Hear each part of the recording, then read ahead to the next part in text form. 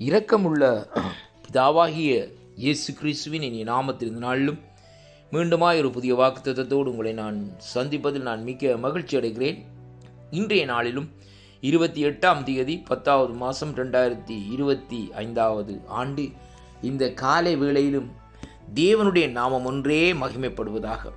இந்த நாளிலும் வேத தியானத்திற்கு எடுத்துக்கொண்ட பகுதி சங்கீதம் 9வது அதிகாரம் 18வது வசனம். ஆண்டவருடைய வார்த்தை சொல்லுகிறது, எளியவன் என்றைக்கும் மறக்கப்படுவதில்லை, சிறுமைப்பட்டவருடைய நம்பிக்கை ஒருபோதும் கெட்டுப்போவதில்லை. அருமையான கர்த்தருடைய பிள்ளைகளே, இந்த அருமையான வார்த்தைகளுக்காக நாங்கள் தேவனை ஸ்தோத்தரிப்போம்.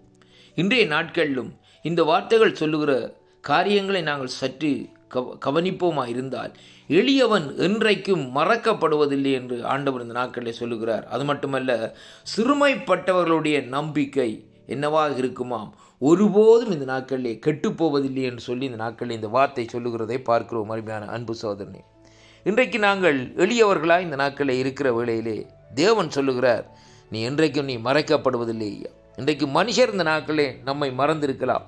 நாங்கள் எளியவர்கள், சிறியவர்கள், ஒன்றுக்குமே வசதி இல்லாதவர்கள், ஏழைகள் என்று சொல்லி இந்த நாட்களிலே நம்மை ஒதுக்கி இந்த நாட்களிலே வைத்திருக்கலாம்.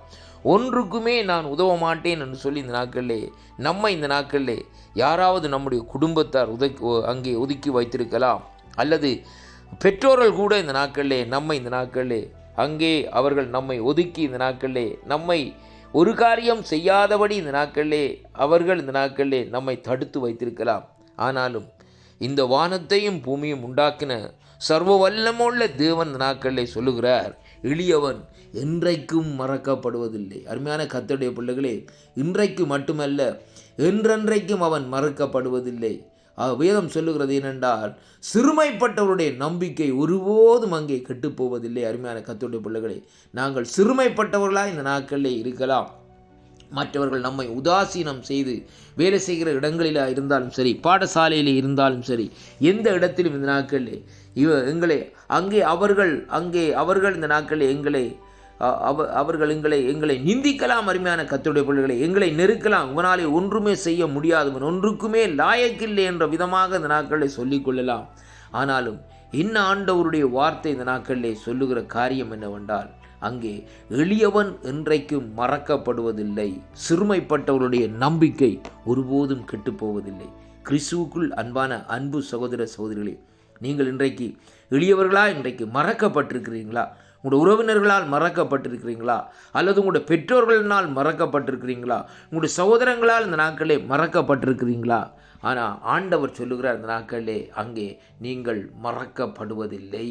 ஏனென்றால் கர்த்தர் இந்த நாட்களிலே நம்மை நினைவு கூர்ந்திருக்கிறார்.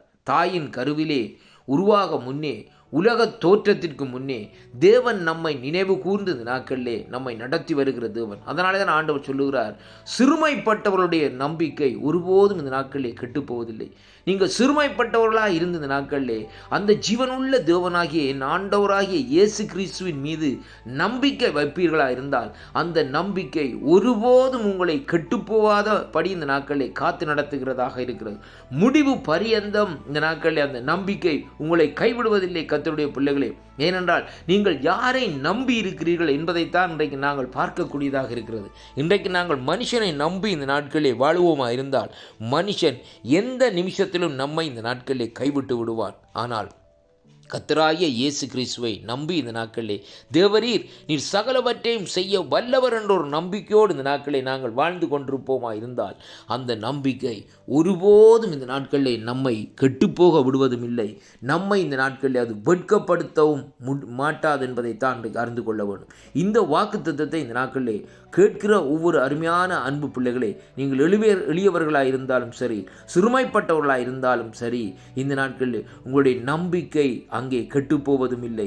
நீங்கள் கர்த்தராலே இந்த நாட்களிலே மறக்கப்படுவதும் இல்லை என்ற அந்த ஒரு நம்பிக்கையோடு, அந்த விசுவாசத்தோடு நீங்கள் வாழ்வீர்களாக இருந்தால், கர்த்தர் உங்களோடு கூட இருந்து உங்களுடைய தேவைகளை சந்தித்த இந்த நாட்களிலே ஆசீர்வதிக்க தேவன் வல்லவராக இருக்கிறார் என்பதை இன்றைக்கு நாங்கள் காணக்கூடியதாக இருக்கிறது. அருமையான அன்பு சகோதர சகோதரியே, இன்றைய நாளும் நீங்கள் யார் மேலே நம்பிக்கை வைத்திருக்கிறீர்கள்? மனுஷன் மேலே நம்பிக்கை வைத்திருக்கிறீர்களா?